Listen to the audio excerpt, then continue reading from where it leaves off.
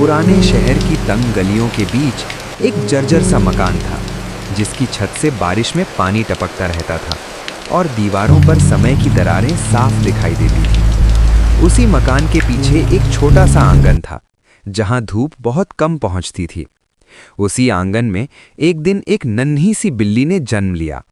उसका रंग हल्का स्लेटी था और आंखें असामान्य रूप से नीली, इतनी नीली कि जैसे आसमान का एक टुकड़ा उसकी आंखों में उतर आया हो। उसका नाम किसी ने नहीं रखा था। मोहल्ले वाले उसे कभी बिल्ली, कभी अरेहट और कभी ये फिर आ गई कहकर पुकारते थे, लेकिन वो इन नामों से बेपरवाह अपनी ही दुनिया में मग्न रहती थी। उसकी माँ एक आवारा बिल्ली थी, जो दिन भर खाने की तलाश में भटकती और रात को अपने बच्चों के पास लौट आती। पर एक दिन वो वापस नहीं आई। उस रात बारिश बहुत तेज हो रही थी, हवा सिसक रही थी और बिल्ली के बच्चे सहमे हुए कोने में दुबके थे।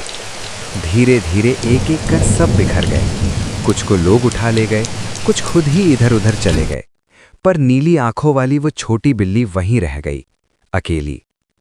अगली सुबह सूरज निकला तो वो भूखी थी, डरी हुई थी, लेकिन जिंदा थी। उसने पहली बार अकेले चलना शुरू किया।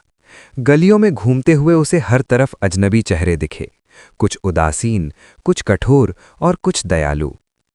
एक दिन वो एक छोटी किराने की दुकान के सामने बैठ गई। दुकानदार रामलाल एक अधेड़ उम्र का आदमी था, जिसकी आवाज कड़क थी लेकिन दिल उतना सख्त नहीं। उसने बिल्ली को देखा, पहले तो भगा दिया, पर जब वो रोज आने लगी तो उसने दूध की कटोरी बाहर रखनी शुरू कर दी। यहीं से उसकी जिंदगी ने एक नया मोड़ लिया। उसी मोहल्ले में मीरा नाम की एक लड़की रहती थी। वो 10 साल की थी और बहुत कम बोलती थी। उसकी माँ नहीं थी और पिता अक्सर काम के सिलसिले में बाहर रहते थे। मीरा अपना ज्यादातर समय किताबों और खिड़की से बाहर झांकते हुए बिताती थी। एक दिन उसने नीली आंखों वाली बिल्ली को देखा। बिल्ली चुपचाप धूप में बैठी थी, जैसे किसी का इंतजार कर रही हो। मीरा को लगा जैसे वो बिल्ली उसकी ही तरह अकेली है। उसने धीरे से पास जाकर कहा, तुम बहुत सुंदर हो। बिल्ली ने उसकी ओर देखा। पहली बार किसी इंसान ने उसे प्यार से देखा था। उस दिन से मीरा और बिल्ली के बीच एक अनकहा रिश्ता बन गया। मीरा उसे रोज थोड़ा दूध, कभी बिस्कुट और कभी अपने खाने का हिस्सा देने लगी। उसने उसका नाम रखा नीलू। नीलू अब सिर्फ एक आवारा बिल्ली नहीं रही थी, वो मीरा की साथी बन गई थी। जब मीरा उदास होती, नीलू उसकी गोद में आकर बैठ जाती। जब मीरा हंसती, नीलू की पूंछ खुशी से हिलने लगती। पर जिंदगी हमेशा सीधी रेखा में नहीं चलती। एक दिन मोहल्ले में खबर फैली कि उस पुराने मकान को गिराया जाएगा। आंगन, दुकान, सब कुछ टूटने वाला था। लोग दूसरी जगह जाने की तैयारी करने लगे। रामलाल ने भी दुकान बंद करने का फैसला किया। नीलू के लिए ये सब एक बार फिर अनजाना डर लेकर आया। वो समझ नहीं पा रही थी कि अचानक सब कुछ क्यों बदल रहा है। मीरा के पिता को भी शहर बदलना था। जब मीरा को ये पता चला तो वो बहुत रोई। उसने नीलू को सीने से लगा लिया। मैं तुम्हें छोड़कर नहीं जाना चाहती, उसने फुसफुसा कर कहा। पर उसके पिता को बिल्ली पसंद नहीं थी। बिल्ली गंदी होती है, उन्होंने साफ कह दिया।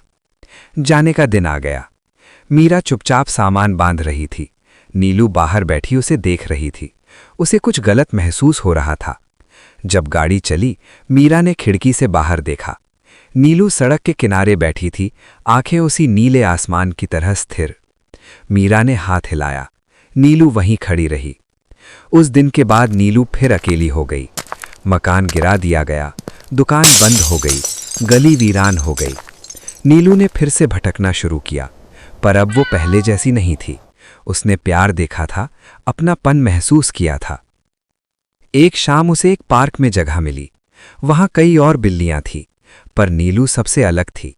उसकी नीली आंखों में अब सिर्फ डर नहीं था, बल्कि अनुभव भी था।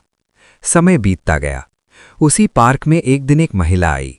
वो पशु चिकित्सक थी और आवारा जानवरों के लिए काम करती थी। उसकी नज़र नीलू पर पड़ी। तुम खास हो, उसने कहा। उसने नीलू को अपने साथ ले लिया। अब नीलू एक सुरक्षित जगह पर थी। उसे खाना मिलता था, देखभाल मिलती थी और सबसे जरूरी, सम्मान। कुछ महीनों बाद उसी जगह पर मीरा अपने पिता के साथ आई। वो अब बड़ी हो गई थी। जैसे ही उसकी नज़र नीलू पर पड़ी, उसका दिल तेज धड़कने लगा। नीलू, उसने पुकारा। नीलू ने सिर उठाया। नीली आंखें चमक उठीं। दोनों एक दूसरे को पहचान चुके थे। इस बार मीरा के पिता ने कुछ नहीं कहा।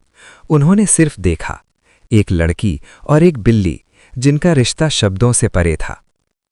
नीलू फिर से घर पा चुकी थी और मीरा समझ गई थी कि कभी-कभी सबसे गहरा रिश्ता खून से नहीं, साथ से बनता है।